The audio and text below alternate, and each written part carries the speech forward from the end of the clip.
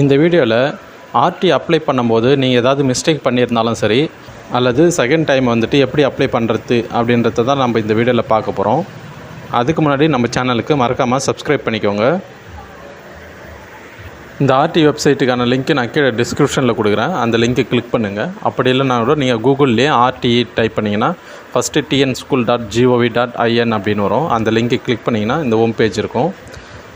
இந்த ஹோம் பேஜில் மேலே வந்து ஸ்க்ரோல் ஆகிட்ருக்கும் ஆர்டி அட்மிஷன் 2024-25 அப்படின்னு இருக்கும். அந்த ரெட்டில் வரதை அதை கிளிக் பண்ணணும். அதை கிளிக் பண்ணதுமே உங்களுக்கு நெக்ஸ்ட் பேஜில் ஸ்டார்ட் அப்ளிகேஷன் இருக்கும். இந்த இடத்துல application starting date end date வந்து கொடுத்துருப்பாங்க. ஸ்டார்டிங் டேட்டு 22 ஏப்ரல் 2024 காலையில் 11 மணிக்கு ஸ்டார்ட் ஆச்சு. எண்டிங் டேட் வந்து 20 மே 2024 வரைக்கும் இருக்கும். இதுக்கு என்னென்ன டாக்குமெண்ட் வேணும் அப்படின்றதையும் கொடுத்துருப்பாங்க. அதையும் நம்ம இந்த வீடியோவில் பார்க்கலாம். இங்கே ஸ்டார்ட் அப்ளிகேஷனாக இருக்கும். அந்த லிங்க்கை கிளிக் பண்ணுங்கள். இந்த இடத்துல குழந்தையோட பேர் கேட்கும். ஸ்டூடெண்ட் நேம் என்னவோ, பர்த் சர்டிஃபிகேட்டில் வந்துட்டு என் நேம் எப்படி இருக்கோ அதே போல் வந்து பார்த்து டைப் பண்ணிக்கோங்க. அடுத்து ஜெண்டர் ஆனா பெண்ணான்றது செலக்ட் பண்ணிவிட்டு குழந்தையோட டேட் ஆஃப் பர்த் சர்டிஃபிகேட்டில் பார்த்து கரெக்டாக செலக்ட் பண்ணிக்கோங்க. இந்த டேட் ஆஃப் பர்த் வச்சு தான் குழந்தை எல்கேஜிக்கு வந்துட்டு எலிஜிபிளா அப்படின்ட்டு வந்து இங்கே காட்டும். ஸோ நீங்கள் டேட் ஆஃப் பர்த் இங்கே என்ட்ரு கொடுத்ததுமே இந்த இடத்துல வந்துட்டு உங்களுக்கு எல்கேஜி அப்படின்ட்டு வரும். ஸோ இந்தமாரி வந்து நான் உங்களுடைய டேட் ஆஃப் பர்த் வந்து எலிஜிபிளாக இருக்குது. அடுத்தது நீங்களாக ஒரு பாஸ்வேர்டு வந்து செட் பண்ணிக்கலாம். மினிமம் 8 கேரக்டரில் இருக்கணும். இங்கே கொடுத்த பாஸ்வேர்டை கன்ஃபார்ம் பாஸ்வேர்டாகவும் கொடுத்துருங்க.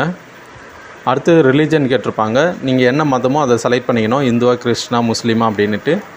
அதுக்கப்புறம் கம்யூனிட்டி, உங்களுடைய கம்யூனிட்டி என்னவோ நீங்கள் அதை செலக்ட் பண்ணிக்கோங்க.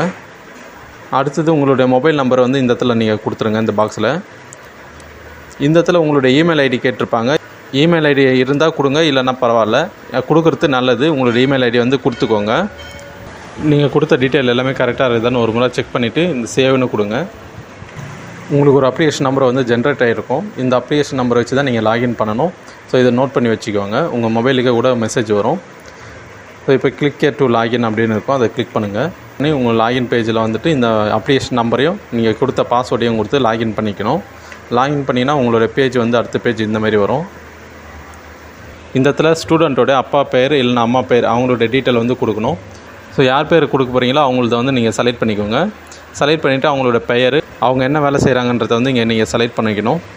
இல்லை கவர்மெண்ட் எம்ப்ளாயா, செல்ஃப் எம்ப்ளாய்டா, ப்ரைவேட் ஜாபு, ஹோம் மேக்கர், அதர்ஸ்ன்னு இருக்குது. மதர் நேம் கொடுக்குறீங்க அப்படின்னா அவங்க ஹோம் மேக்கராக இருந்தால் ஹோம் மேக்கர்னு நீங்கள் செலக்ட் பண்ணிக்கலாம். அவங்களோட இன்கம் சர்டிஃபிகேட்டில் ஆண்டு வருமானம் என்ன இருக்குதோ அதை வந்து கரெக்டாக இந்த இடத்துல பார்த்து டைப் பண்ணிக்கோங்க. இந்த இடத்துல முக்கியமாக நீங்கள் கவனிக்கணும். இந்த இடத்துல 3 ஆப்ஷன் கொடுத்துருப்பாங்க. தாங்கள் வாய்ப்பு மறுக்கப்பட்ட சிறப்பு பிரிவை சார்ந்தவரான்னு கேட்டிருப்பாங்க. இதுக்கு எஸ் கொடுத்தீங்க அப்படின்னா இது ஸ்பெஷல் கேட்டகரியில் வந்துடும். இது மாற்றுத்திறனாளி கேட்டகரியில் போயிடும். இதில் நோ கொடுத்தீங்கன்னா தங்கள் ஆண்டு வருமானம் 2 லட்சத்துக்கும் குறைவானதா அப்படின்னு கேட்டிருப்பாங்க. உங்களுடைய இன்கம் சர்டிஃபிகேட்டில் ஆண்டு வருமானம் 2 லட்சத்துக்கு குறைவாக இருந்தது அப்படின்னா நீங்கள் எஸ்ன்னு கொடுத்துக்கலாம். கொடுத்துட்டு நீங்கள் சேவ்னு அடுத்த ஸ்டெப்புக்கு போயிடலாம். அப்படி இல்லைனா உங்கள்கிட்ட இன்கம் சர்டிஃபிகேட் இல்லாத போது இதில் வந்து நோன்னு கொடுத்துருங்க. நோன்னு கொடுத்தீங்கன்னா 3வது ஆப்ஷன் வந்துட்டு தாங்கள் வாய்ப்பு மறுக்கப்பட்ட பிரிவை சார்ந்தவரான்னு கேட்டிருப்பாங்க. இதில் உங்களுடைய கம்யூனிட்டி, இதில் வந்து நீங்கள் எஸ்ன்னு கொடுத்தீங்க அப்படின்னா இந்த இடத்துல கம்யூனிட்டி கேட்பாங்க. நீங்கள் என்ன கம்யூனிட்டியோ நீங்கள் அந்த கம்யூனிட்டி வந்து நீங்கள் செலக்ட் பண்ணிவிட்டு நீங்கள் சேவ்னு கொடுத்து நெக்ஸ்ட் ப்ராசஸ்க்கு போயிடணும். ஸோ இந்த இடத்துல தான் வந்துட்டு முக்கியமாக வந்து நீங்கள் கம்யூனிட்டி சர்டிஃபிகேட் வச்சு அப்ளை பண்ணுறதா இருந்தால் இந்த 3வது ஆப்ஷனுக்கு எஸ் கொடுக்கணும். அப்படி இல்லை இன்கம் சர்டிஃபிகேட் இருக்குது அப்படின்னா நீங்கள் 2வது ஆப்ஷன்லேயே வந்து நீங்கள் எஸ்ன்னு கொடுத்தா போதும். உங்களுடைய ஆண்டு வருமானம் 2 லட்சத்துக்கு குறைவாக இருந்ததுன்னா எஸ்ன்னு கொடுத்து நீங்கள் சேவ் கொடுத்து கண்டினியூ கொடுங்க.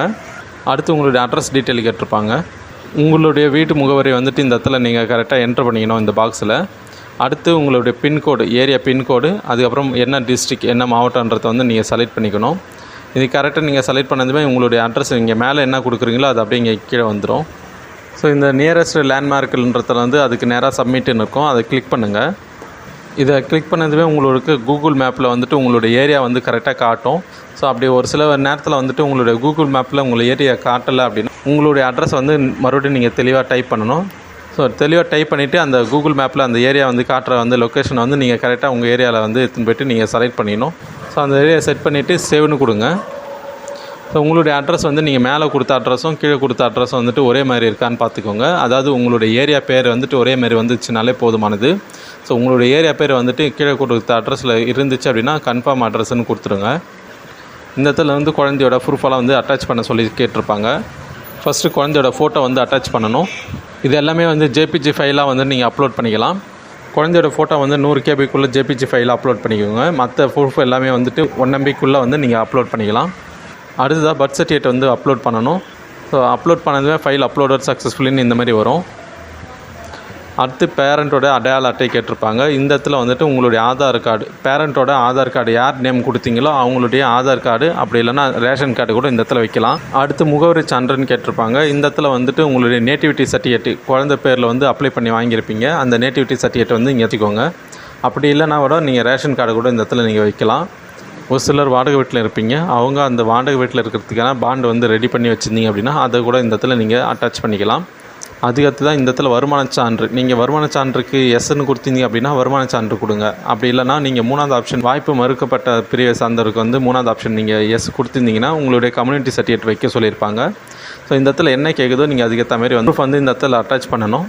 ஸோ இந்த 5 ப்ரூஃபுமே அட்டாச் பண்ணிவிட்டு சேவ்னு கொடுங்க.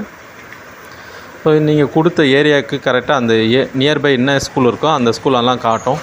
இந்த இடத்துல காட்டக்கூடிய எல்லா ஸ்கூலுக்குமே நீங்கள் அப்ளை பண்ணுறதா இருந்தால் நீங்கள் 2த்தையுமே கூட நீங்கள் செலக்ட் பண்ணிவிட்டு இந்த அம்புக்குறியை வந்து நீங்கள் கொடுக்கணும். சைடில் இருக்கிற ஸ்கூல் வந்து ரைட் சைடில் வந்துடும். ஸோ இது எல்லாமே வந்து செலக்ட் பண்ணதா மாரி அர்த்தம். ஸோ இந்தமாரி கொடுத்துட்டு சேவ்னு கொடுங்க. நீங்கள் கொடுத்த டீட்டெயில் எல்லாம் கரெக்டாக இருக்குதான்னு ஒரு முறை செக் பண்ணிக்கோங்க.